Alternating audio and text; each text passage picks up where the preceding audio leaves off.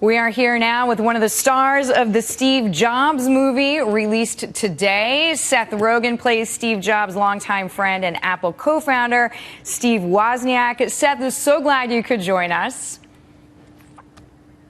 Thank you. Thanks for having me. So Steve Wozniak playing that role, that's a bit of a departure from some of your previous roles. What made you want to do this project? Honestly, I was skeptical that I would want to do it when I first heard about it, and then I read the script, and it really blew my mind. It's one of the best scripts, if not the best written script I've ever read in my entire life. And as a writer, it pains me greatly to say that and fills me with both rage and jealousy. Rage and jealousy. It's it a good really combo. Yes, it really just blew my mind. And Danny Boyle is someone I'm a huge fan of. I really wasn't interested in Steve Jobs at all going into the movie.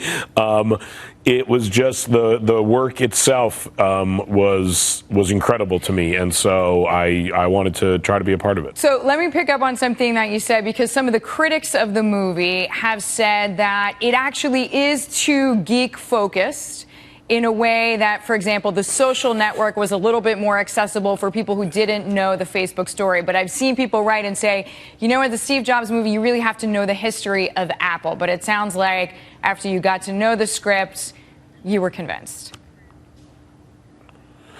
Yeah, I disagree with that, honestly. Again, I knew nothing about Apple. I didn't read the Walter Isaacson book. I really just read the movie and talked to the people involved and did a lot of research about Steve Wozniak. But and I find the movie incredibly interesting. I am in the movie, which probably adds some bias to that opinion. But I feel as though, personally, I don't think you have to be at all interested in Apple or any computer to enjoy the movie, because I wasn't, and I did. All right, and we know Steve Wozniak is particularly a fan of yours, but I want to ask you a little bit more of an emotional question. Steve Jobs' wife did not want this released. Does that color the way that you see it, or that any of your co-stars see it? No, honestly. I imagine that when most movies are made about public figures, their family has very conflicted feelings about that, and the people who knew them closely have very conflicted feelings about that. And I sympathize with that. But at the same time, once you cross a certain threshold of impact culturally, I think you kind of become everyone's to interpret in some way, and that doesn't mean it has to be a realistic interpretation. It just has to be a resonant interpretation, something that strikes a chord with people and has some honesty to it, at least from the perspective of the person who's interpreting it. So I sympathize with that, but I don't think that means that we shouldn't make movies about famous people and people who have impacted our culture. All right. Basically. Now, speaking of culture and emotional connection, you recently hosted a big charity bar mitzvah for your buddy James Franco, whom we interviewed. And I actually asked him about the Sony hack. So this is going back a few months. And he said, essentially, you were more connected to the Sony machine than he was. You told him not to worry. So therefore, he didn't worry about it. I know that Sony settled this week for $8 million with its employees. Does that affect you? How do you see that settlement? I honestly know nothing about it. I've been filming a movie all week and literally have just read that headline. But yeah, I'll read more about it and get back to you. Yeah, I think James Franco's quote was, "Don't worry, whatever." So we'll go with that. But we know the issue, of course, was identity theft.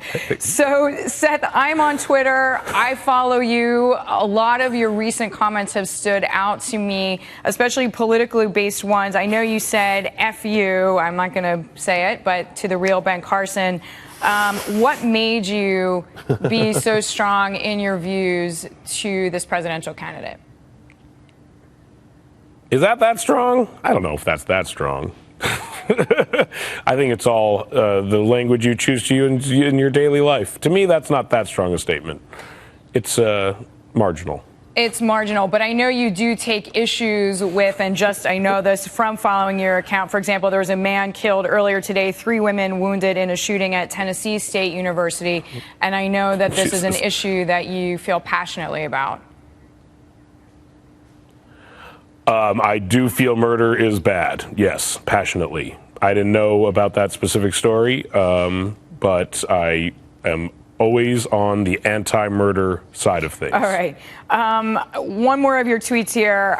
On the 7th, you tweeted out, just when it seemed like the real Donald Trump cornered the market on saying insane BS, I'm paraphrasing, real Ben Carson steps up to the challenge. Which candidate is more outrageous in your view, Carson or Trump? That's a tough question. Honestly, I don't know. What do you think? Well, it's a toss-up, but which of the candidates, any party, anyone out there, do you feel like makes the most sense to you right now? I'm not saying who you're going to vote for, but which candidate out there right now makes the most sense to you?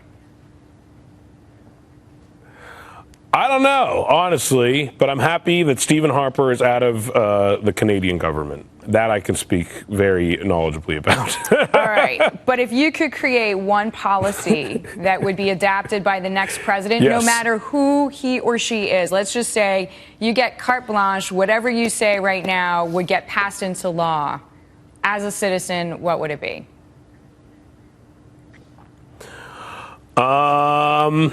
That's a tough question. I think America has a problem with imprisoning its own citizens, and I would probably push to reform that element of things.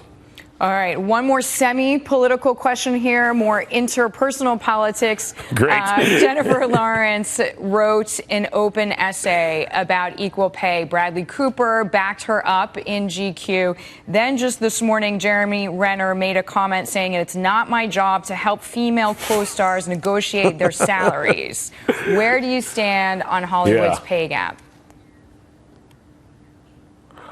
I think that it is real, and I think that, I mean, I don't want to tell people what their responsibility is, but I personally view it as my responsibility to try to make, you know, that gap disappear as much as humanly possible.